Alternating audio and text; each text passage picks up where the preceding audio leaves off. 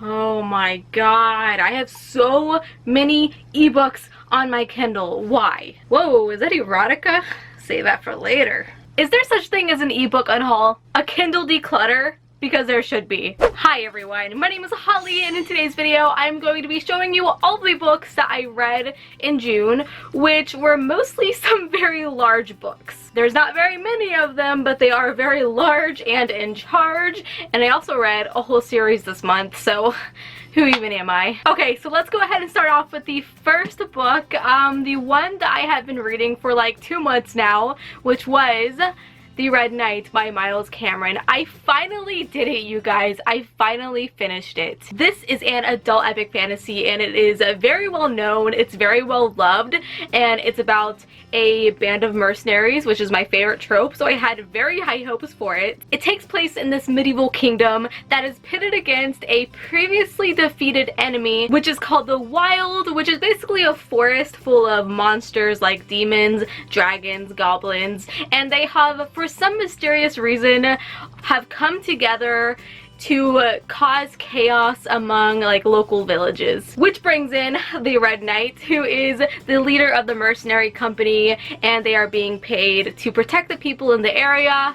Sounds rad, right? Something you should know about this book. It follows a parade of characters. We're not talking about a school parade, but like a full city parade. Many character perspectives, and I had one heck of a time trying to remember most of them. And I don't know if it's because of this that the story felt a little bit disjointed to me, and I just couldn't get the story to flow smoothly in my head. Does that make sense? So it's a little more on the denser side, but it's like not hard to read. It's just really hard to deal with all of the characters. Like I said in a previous video, there's 5 characters that have a very similar name. What was it, like Gavin, Garrett, Gerbert, Gilbert? I don't know. I will say that the world building in this is so beautiful and so immersive. The author has a great way of explaining combat, landscapes, even fashion. I had no problem picturing everything, and I own another series by Miles Cameron. What is it called? Aha, right here. It's called Cold Iron, and I'm really curious to see if the way that he writes in this book, which is a bit older, is going to also be in his new series. Hopefully with less perspectives. I ended up giving this one 3 out of 5 stars. I enjoyed it, and I am looking forward to continuing on with the series.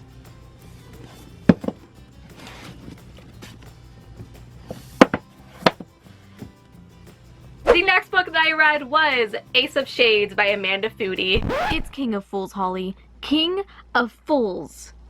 Get it right. This is the sequel to Ace of Shades, which I read last month, and I really enjoyed it, so I was happy to immediately go on to book 2. This starts off exactly where Ace of Shades ended. It's a YA fantasy that takes place in this. A lot of people compare it to Las Vegas, but a lot more chaotic and rule-breaking. But for me personally, okay, have you ever played Fallout New Vegas? That's how I pictured the city. This novel was entirely focused on politics compared to the first one, which I felt like made it a little bit slower paced, and I feel like the way Amanda Foody balanced all of this politics was to throw in a ton of romance. Blech. Oh boy, there was a lot of romance coupling happening, and I did not like it. No. It was honestly just very unnecessary. There was a lot of, I love you, I don't love you, I'm gonna go make out with this guy who I actually love.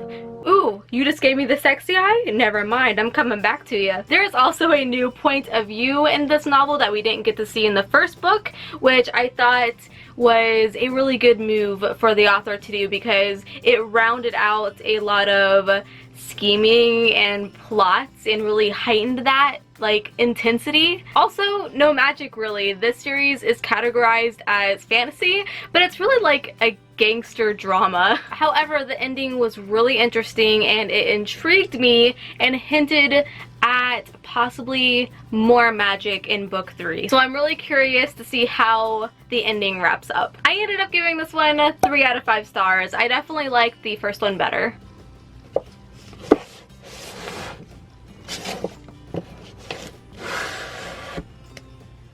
after those two 3-star reads, I decided to pick up an adult epic fantasy, which was Stranger of Tempest by Tom Lloyd, which should totally win like the coolest cover ever, like hello. This book mainly focuses on a man named Lynx who wakes up in a jail cell at the beginning of the book, and he has no memory on how he got there. Sure sounds a lot like an Elder Scrolls game, which I'm here for. After being released, he has a run-in with a mercenary company, and they tell him that they have a job to do. They have to go save a nobleman's daughter, and he joins along. First off, I love Lynx.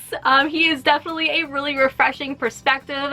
He's a bit on the older side, and he's a little frayed around the edges. He also likes to eat food a lot, and it's a running joke throughout the whole series about him being pudgy. Basically, he reminds me of me. So while traveling with these mercenaries, they pass by a woman who's being held captive by fanatical knights, and while Lynx is walking past her, he hears her whisper help, so obviously he's going to help her, and they end up finding out that she is a night mage who are very rare. This leads into the rest of the novel as they are chased and hunted down, and even the second half of this book takes place in this pitch black underground ruins. If you are claustrophobic, I'd be really worried about those scenes because they were so creepy. I really enjoyed this book. It is purely an adventure novel, and it's full of diverse characters. There is so many strong women,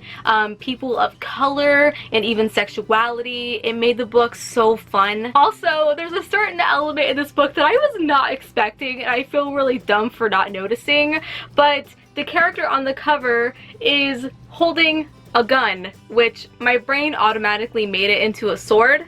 Figures. So most of the characters carry what are called mage guns, and they basically resemble a rifle, but instead of firing normal bullets, they fire cartridges full of elemental magic. This had me so freaking nervous when mage gun appeared in a sentence because I just wanted it to blend in seamlessly into the story, and thankfully it did, and it did even more than that. I ended up giving this one 4 out of 5 stars. It is funny, it's immersive, it's fun, and it's probably why I binge read the whole series.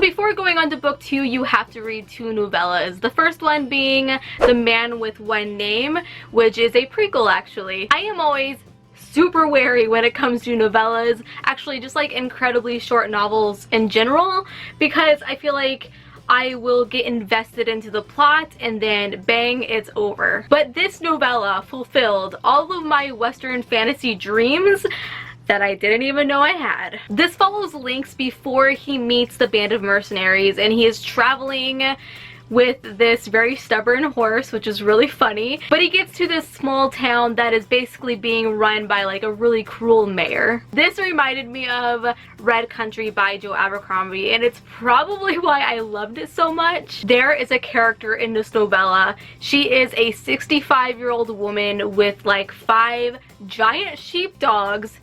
And the dogs, you guys, the dogs. This character brought this novella to life. I want those dogs. I ended up giving this one 4.25 out of 5 stars. I loved it, and I want a full-length novel. And then I went on to Honor Under Moonlight, which is supposed to be read after the first book. And it follows our characters during a festival, so these really tough, violent mercenaries are in costumes, which is really funny, but one of these characters is being chased by assassins during it, and it's really hard to explain these without giving too much away. Unfortunately, I found this one to be a bit of a drag. I had such a hard time getting into it, and I feel like it didn't add much to the story, so I gave this one 2 out of 5 stars, unfortunately. And then finally, I was able to move on to book 2, which is Princess of Blood by Tom Lloyd. So some time has passed since the previous novella and the beginning of this book, and the basic premise of this one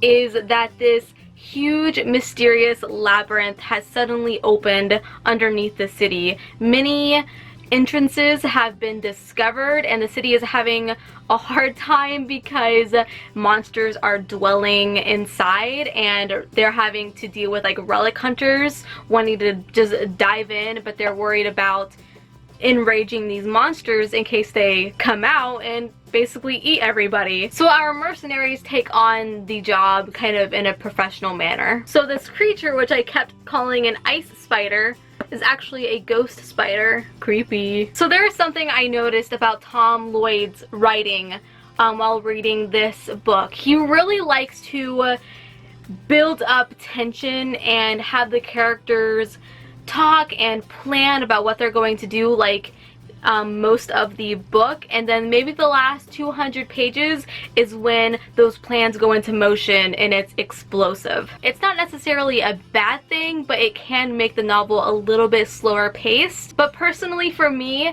it makes me fall in love with the characters even more, which I am purely a character-driven story kind of girl, so there were definitely parts that kind of dragged a little, which unfortunately brought my rating down just a little bit. I ended up giving this one 3.75 out of 5 stars.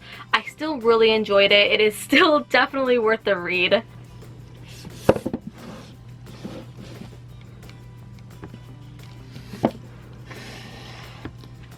And the final book that I read was actually an ebook, and that was The Wrath of Dragons by Scott King. So I have the perfect analogy for this one that I actually wrote in my Goodreads review. You know when you walk into a grocery store looking for Oreos, but instead you find chocolate cookie with white cream off-brand Oreos?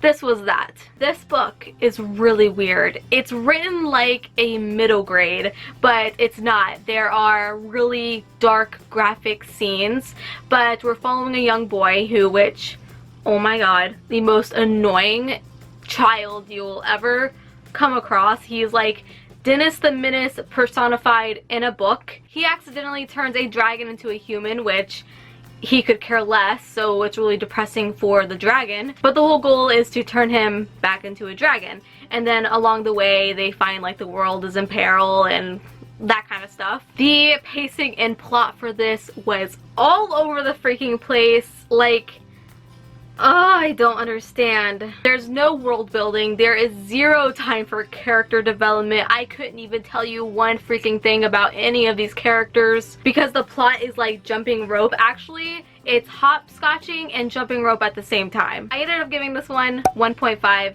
out of 5 stars. An amazing, beautiful cover, but stay far away. Alrighty, so that is the end of this video. Tell me down below what books that you read because I would love to know. Go ahead and give this video a big thumbs up because that helps me out so much. And don't forget to subscribe. I upload videos every single week. Follow me on Instagram and Twitter. Everything is linked down below. And until we meet again, happy reading.